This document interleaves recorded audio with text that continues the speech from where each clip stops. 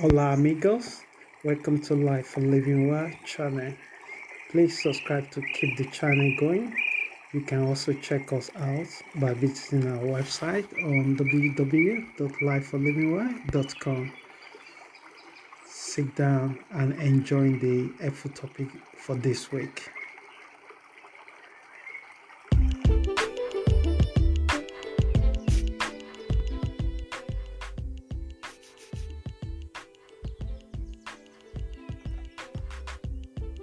Hey, welcome back to another episode for Life for Living Well. My name is Richard, and I hope you're all well this week. Before I dive into the podcast for this week, I quickly want to make a little announcement. If you do like to know more about what Life for Living Well does, you can check us out on our website.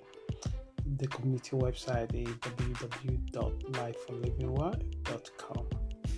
If you have any suggestion or if you have any feedback that you would like to tell us to work on or improve, you can also use the form on the website that contact me, and I will try as much as possible to get back to you as soon as I can do so. I hope you're well this morning, and let's get started. Let's dive into it without taking so much of your time. The topic for this week is what I call freedom. What's the best way to start it is to quote Muhammad Gandhi words about freedom, how his perception of freedoms and how he framed the world to describe it. Muhammad Gandhi once said, "Freedom is not worth having if it does not include the freedom to make mistakes." So, So, allow yourself to make a mistake and learn from it is a sole form of freedom. There's no freedom when you are restricted yourself to inhibiting your own potential or what you're capable to do, or you beating yourself up for what might have happened in the past that you have no control about it. So the freedom begins to exhibit in your life when you have outgrown it, and it has made you stronger.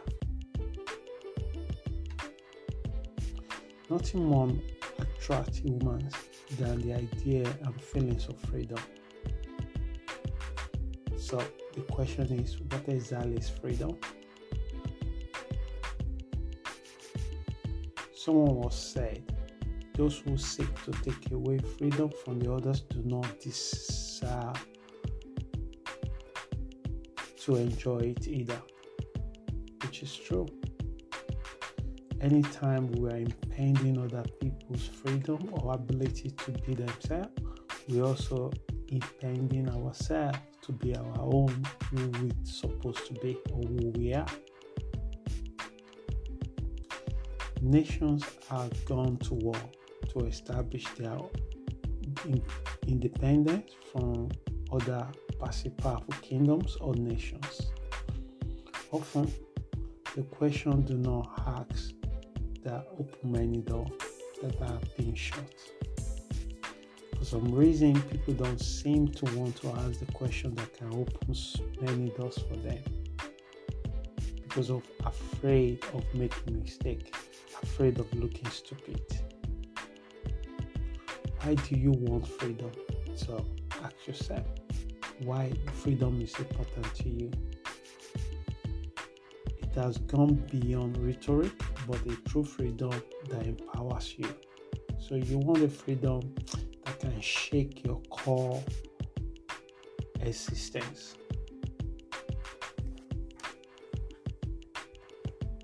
Certainly, it is where you are in your stages of life that may determine much of the freedom you enjoy.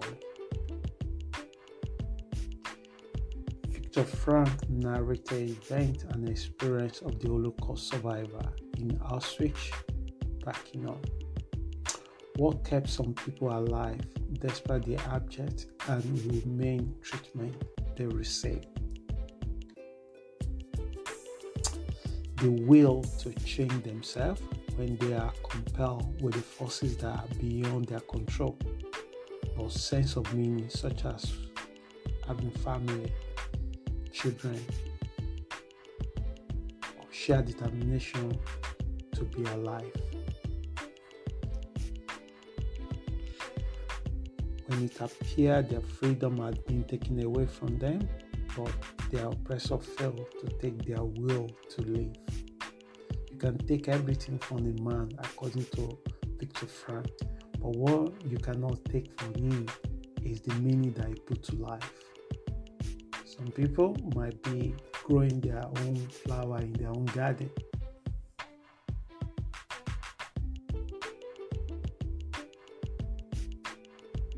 Their freedom were not taken in terms of will to live, despite the horrible and destructive environment they found themselves in, just because of their race.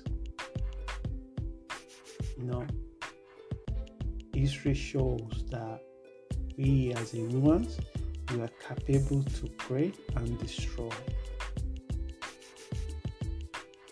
But Viktor Frankl, based on his observation during the Holocaust camp, he managed to observe his own behavior and other behavior, and he realized that when they have nothing or any reason to be alive, people find meaning. So when we are compelled, when the situation that we face is go beyond our own ability to change it, we are compelled to change, and that probably change everything, and that is freedom. So the freedom is the power that you have within yourself to change your circumstances if you don't like it anymore, and that is freedom. The freedom to challenge yourself with limited beliefs and confronting it, that is a freedom. The freedom to decide that this is the path you want to follow with a greater conviction you have within yourself, with the values and the ethical that are guiding you, and that is a freedom. These are the freedom the world, the society cannot give you, but it's the freedom that you have to come within yourself. I call it intrinsic freedom. Another freedom that society do not encourage you to make or seek is to accept mistakes and learn from them. Wow, we celebrate champions in our society, that we celebrate winners only. But every winner must have experienced failure in their life. But society encourages them to either I'm employing you, embrace it. It's part of your journey. It's part of who you will become. Enjoy the process, and it will lead you to even beyond your own imagination. And that's the true freedom.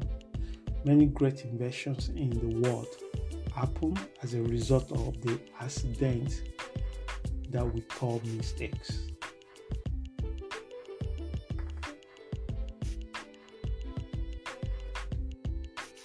Coco Chanel stated, success is most often achieved by those who don't know that failure is inevitable. So you be like a child in a very beautiful way. If you are too very calculative, if you are only using your brain to think about things all the time, you are actually limiting your essential forces to achieve the limited that you are capable to do. Embrace all the resources you have within you and unleash it to become the better and greater version that you're capable of. A free individual also embraces change in their life when they take responsibility in terms of the action and decision they make. People are likely strong about their opinion of a thing or event, But being truly free allows you to encourage multiple perspectives of an event. Ken Robinson once said, if you are not prepared to be wrong, you will never come up with anything original. That is the true freedom. Being free is not mean you cannot make a mistake or you cannot fall. It's not how many times you fall, it's how many times you arise from your falling. Failures should not destroy you, should not limit you. It just shows one area that you may work on to improve, or the area that is not your strength, and you move on. And that's the true freedom. For some, it is freedom for individual liberty. Others, it's for financial freedom. Some people, it's a peace of mind. However, for other group of people or everyone, is a good health. That suggests a true freedom. So in this lifetime, you might choose the path of multiple road to freedom. Free yourself from the thinking and the unethical, unlimited belief that shackle you down, that limited your capacity as a person to be where you can be. But what does true freedom look like? Is the question. Is it the ability and opportunity to do whatever you want and how you wish? But true freedom is divine, and this cannot be obtained through entitlement that has been created in our politics, but a shared form of service and a remaining respect for each other. True freedom is associated with greater responsibility that is no longer able to do whatever you wish without considering wider impact to yourself and others. True freedom is associated with an individual that has overgrown perpetual human nature, the animal. How do you manage your animal instinct? Whether you like it or not, self-interest plays part in our daily life. Most people think everybody think and worry about them. 99.9% they worry about their own problem. Only a little time in a day that you drop in their mind. And that is our basic nature. It takes being intentional to put other people's needs into your mind.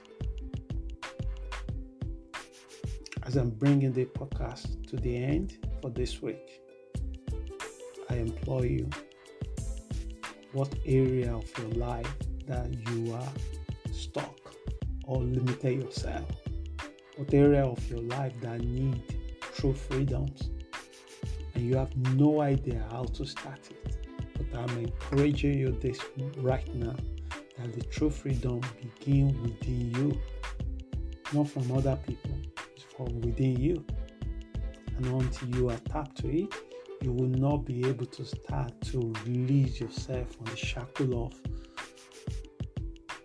slowness.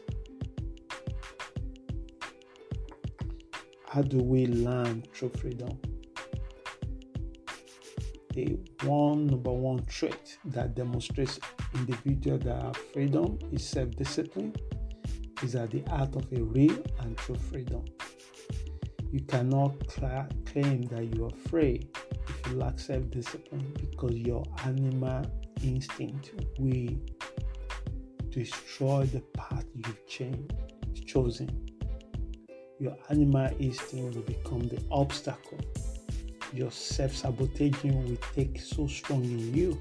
You will start something and you will procrastinate about it. You will do contrary to what you deeply believe in. But your self-discipline will be the thing that will keep you above the water, be the thing that will guide you and support you. So you set a goal, take responsibility, and ensure you play your part in civil society as an adult. Freedom beyond words is merely a form of service to yourself and others with a strong self-discipline to manage your animal part of you. And I think what has happened to us is that we underestimate our animalistic nature. We don't understand our emotion play part in our life, in the kind of job we do, in the area we live, the friend that we have, the family that we're relating to all the time. How is our own feeling take part in it? And it takes a lot of self-reflection to be able to see all these things the way it play a part. So the podcast I've finished for this week. I hope this message helps someone.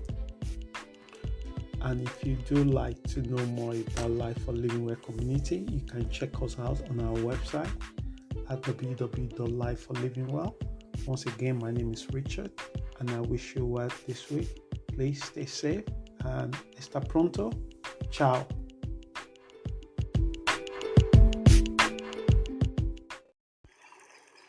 From everyone here from Life for Living Well, we say hasta luego, amigos. Thank you for your time this week. May your rest of the week be safe and loving. Please subscribe to our channel to keep it going. And you can find more information on our website by visiting www.lifeforlivingwell.com. Goodbye.